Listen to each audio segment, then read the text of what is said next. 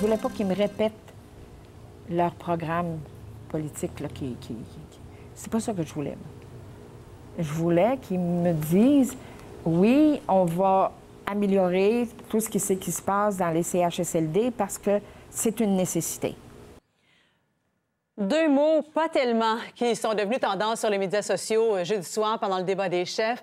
La citoyenne que vous venez de voir, Raymonde Chagnon, a posé la première question au chef de parti, espérait une meilleure réponse. Elle a dit finalement qu'elle n'avait pas été tellement éclairée par ce que les chefs lui ont répondu sur la question des CHSLD. Elle a fait le tour des médias dans les 48 dernières heures. Également, le tour des médias sociaux. C'est le premier sujet de notre table des communications ce matin avec Martine Saint-Victor et Louis Aucoin. Bonjour à vous deux. Bonjour. On va l'écouter, cet extrait de débat, parce que ce que je veux savoir ce matin, c'est est-ce que les chefs doivent encoder un certain message pour se préparer aux débats qui s'en viennent au cours des prochains jours? Madame Chagnon, êtes-vous éclairée? On le souhaite. Pas tellement. Bien, merci de votre question et le débat ne fait que commencer. Oui, donc, pas tellement. Elle dit finalement que les chefs lui ont servi leur cassette. Qu'est-ce que vous en pensez, Louis? Oui, mais je la comprends parce que quand on écoutait le débat, quand on écoutait les chefs débiter leur programme, c'était un charabia. Donc, Mme Chagnon, c'était clair, sa question, c'est « j'ai peur », puis qu'est-ce qu'on peut faire? Aujourd'hui, Stéphane Chagnon, dans la presse, signe un texte éloquent à ce sujet-là. Il dit « Pourquoi vous ne lui parlez pas d'elle? Plutôt que parler de vous. » Stéphane Laporte, oui. Donc c'est ça la question. Donc, est-ce qu'il faut retenir pour le prochain débat? Bien, peut-être s'il y a des citoyens qui participent, bien, parlez-leur de eux et à eux plutôt que de parler seulement de vous. De façon plus humaine plutôt que politicienne, finalement. Martine? Mais ce moment a résonné parce que Mme Chagnon a cristallisé ce que des milliers de Québécois ressentaient à ce moment-là. C'est-à-dire qu'on a besoin de clarté, on a besoin de choses plus simples et répondez à nos questions au lieu de nous lire vos notes. Et je pense que c'est pour ça qu'elle a trouvé autant de popularité, parce qu'on s'est retrouvés chez elle. Elle nous représente un petit peu. Est-ce que vous pensez qu'il y aura un changement de ton? Il y a le débat en anglais qui s'en vient lundi, un autre débat sur TVA jeudi prochain. Oui, bien, à la défense des chefs, il faut voir que c'est la première question du premier débat. Oui. Donc, et puis là, on est prêt à sauter dans la mêlée avec notre programme. Nerveux puis à nos aussi. attaques. Nerveux. Donc, peut-être qu'au prochain débat, il y aura une petite pratique là, déjà de fait. Oui, Martine? Oui. Je pense que certainement les stratèges vont dans les heures de pratique de débat, vont planter des questions à la Mme Chagnon, c'est sûr. On continue en politique, mais sur la scène fédérale maintenant, parce que Maxime Bernier, l'ex-conservateur, a lancé son nouveau parti politique hier, qui s'appelle le Parti populaire du Canada. Donc, nouvelle identité, est-ce que ça risque d'être aussi populaire que le nom le prétend, Martine? En fait, c'est à voir. Je pense qu'il y a eu des dérapages dès le départ. C'est-à-dire qu'il est parti en claquant la porte, il est parti en colère. Et on n'aime jamais voir ça. Ça, c'est la première des choses. Et aussi, il a commencé de manière fracassante. Il s'en est pris à des journalistes, notamment Rosemary Barton de la CBC. Et de commencer une campagne en se mettant les médias à dos, c'est pas vraiment la meilleure des formules. Et puis, ça rappelle un peu le narratif de Donald Trump, que la presse est l'ennemi. Et c'est pas très attrayant pour les électeurs. Bien, c'est vrai. En fait, ça fait seulement 3 semaines qu'il a quitté le Parti conservateur. Mais il ne faut pas l'oublier, hein? Ça va vite. Mais moi, je trouve que Maxime Bernier, c'est un laboratoire à lui tout seul. Ah oui? Donc, oui. Là, il nous propose un parti clé en main. Il dit, voici un nouveau parti. C'est un parti fédéral. Il y aura 338 candidats. Voici l'idéologie du parti. Voici votre chef. Et voilà. Vous n'avez pas besoin de réfléchir dans mon parti. Et l'axe de communication, effectivement, c'est les partis qui nous gouvernent sont au service de certains intérêts. Moi, je suis au service du citoyen. Un peu comme certaines radios privées là, qui disent « Nous, on vous représente, l'auditeur, puis tous les gens qui essaient de vous faire du mal, on va vous défendre. » C'est le même raisonnement. Donc, contre la gestion de l'offre, encore une fois, donc à contre-courant complètement. Oui, bien, pour la gestion de l'offre, oui, mais contre les subventions aux entreprises aussi, et peut-être pas si à contre-courant. Quand on regarde l'exemple de Bombardier, beaucoup de gens qui se questionnent, qui disent, bien, peut-être que Maxime Bernier n'aurait pas laissé faire ça. Donc, vous pensez qu'il y a peut-être un public à aller chercher de ce côté-là, là? Oui, il y a un public important. Puis c'est un peu la réponse de droite à Québec solidaire sur le plan de la conscience morale. Parce que Québec solidaire se pose en conscience en disant, moi, je veux le bien du public à l'encontre de ce qui se fait présentement en politique. Bien, c'est le même discours que Maxime Bernier. Et Maxime Bernier, qui n'a pas peur des étiquettes, hein? Il dit que ça ne lui dérange pas d'être étiqueté populiste, mais populiste intelligent. Oui, mais il faut faire attention aussi. Ce que j'ai trouvé particulier, c'est ses choix de mots. Il disait vouloir s'adresser aux Canadiens ordinaires. Mais qui veut être appelé ordinaire? Personne. Il faut faire attention. Mais il s'est repris parce que plus tard, il disait je veux parler aux gens qui ne votent plus, aux gens qui se sentent déçus par le Parti libéral et conservateur. Et ça peut résonner beaucoup mieux que de traiter les gens d'ordinaire.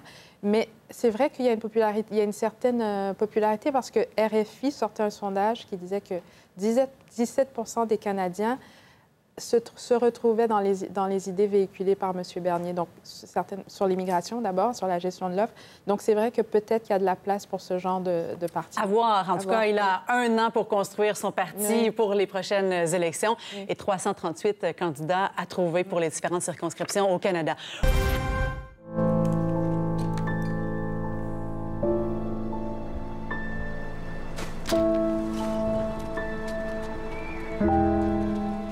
Il y a 16 ans, en 2002, IKEA avait créé tout un buzz avec cette publicité-là, publicité de la lampe, où essentiellement on disait aux gens de ne pas s'attacher aux vieux meubles. On riait même de ceux qui le faisaient en disant « changer de décor, ça va être beaucoup mieux ». Mais là, signe des temps, on vante les mérites du recyclage dans une nouvelle publicité qu'on a recyclée complètement, finalement.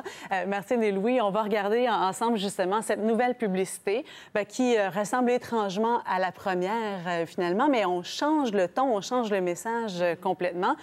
On dit aux gens que le recyclage des vieux meubles est bien mieux. Louis. Oui. Bien, en fait, pour IKEA, c'est drôle de parler de recyclage quand on vend des articles neufs. Bien oui. Mais c'est pas si fou parce que la publicité de 2002, en 2002, il y avait un compétiteur là, qui n'était pas encore très évident, qu'on ne pouvait pas chiffrer. C'est le marché de la revente.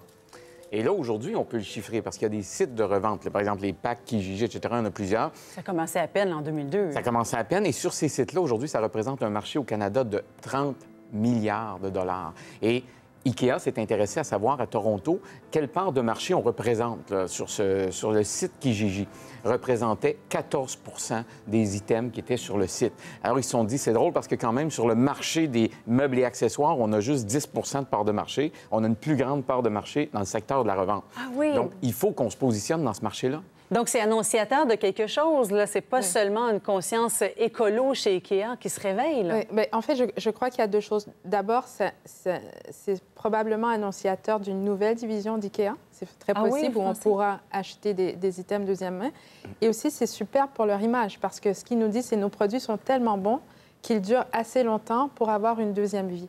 Donc ça, sans nous le dire, ils nous le présentent. Et c'est exceptionnel, quand même, pour une compagnie de pouvoir vendre ce message-là. Oui, puis c'était pas très bon non plus pour l'image de l'entreprise de dire aux gens jetez, abandonnez votre vieux mobilier. Oui, et aussi, c'est que les gens, maintenant, veulent se reconnaître dans les compagnies.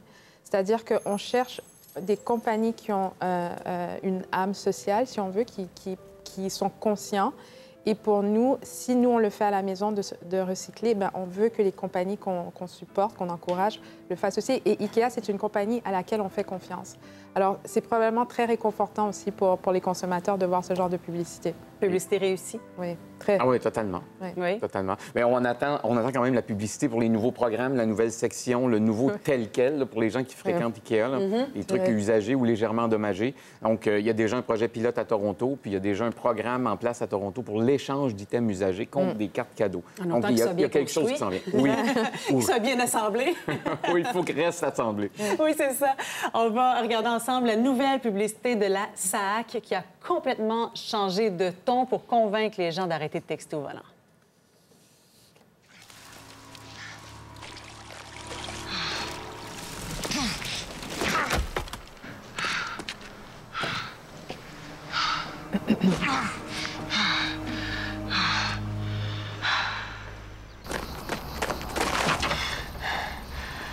J'ai frappé la grosse branche.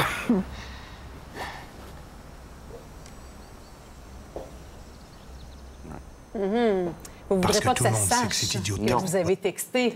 C'est ça qu'on dit aux gens. Martine, qu'est-ce que vous en pensez de cette publicité-là? Ouais, au grand mot, les grands remèdes, hein, parce que c'est un problème criant, le texter au volant, et personne n'est à l'abri. C'est-à-dire que même si nous, on ne texte pas, on peut se faire frapper par quelqu'un qui texte. et ça devient vraiment un danger public. Donc, la SAC est une société d'État. Elle a un message. En fait, un de ses mandats, c'est de protéger la population, point final. Donc, je pense que dans ce genre de message qu'on souhaite passer, l'humour, ne passe pas. Il faut présenter des images chocs pour que ça marque l'imaginaire et aussi, on en parle ce matin. Donc, forcément, ça marche. Et il y en a eu beaucoup de publicité contre les textos, mais là, on a vraiment l'impression qu'ils ont mis le doigt dessus. Hein? Oui, c'est parce que là, on a changé un petit peu. Il y a toujours les trois mêmes stratégies. Hein. On montre l'accident, ou on montre les conséquences pour la victime, ou on montre les conséquences pour soi. Et là, la conséquence pour soi, c'est d'être ridicule. Et ça, c'est important quand même. Donc, on va chercher dans une émotion, peut-être ou même chez les plus jeunes, là, où l'image est plus importante, qui a peut-être plus peur du ridicule. Moi, je trouve qu'on mise exactement sur des valeurs importantes. Et il faut changer aussi les publicités contre les textos, contre l'alcool au volant. Il faut toujours les changer parce que les gens ont des sources de motivation différentes. Et les gens aussi ont besoin d'un effet de nouveauté pour s'intéresser à la nouvelle publicité. Donc, en même temps qu'il faut répéter, il faut modifier aussi régulièrement ces publicités-là pour qu'elles fonctionnent. Ajuster le message. Ajuster le message. Reste à voir maintenant s'il y aura un changement de comportement, puis si le texting, les textos au volant vont diminuer. Bien, je dirais, si on veut que ça arrive, il faut passer les publicités au moment où on risque de texter au volant. Donc, le budget publicitaire de la SAQ devrait aller beaucoup plus à la radio qu'à la télévision. Martine, d'accord avec ça? Absolument. Très bien. Eh bien, c'est cette unanimité. C'est comme ça que c'est mis notre table des communications. On se revoit la semaine prochaine. Merci beaucoup. Au revoir. Au revoir.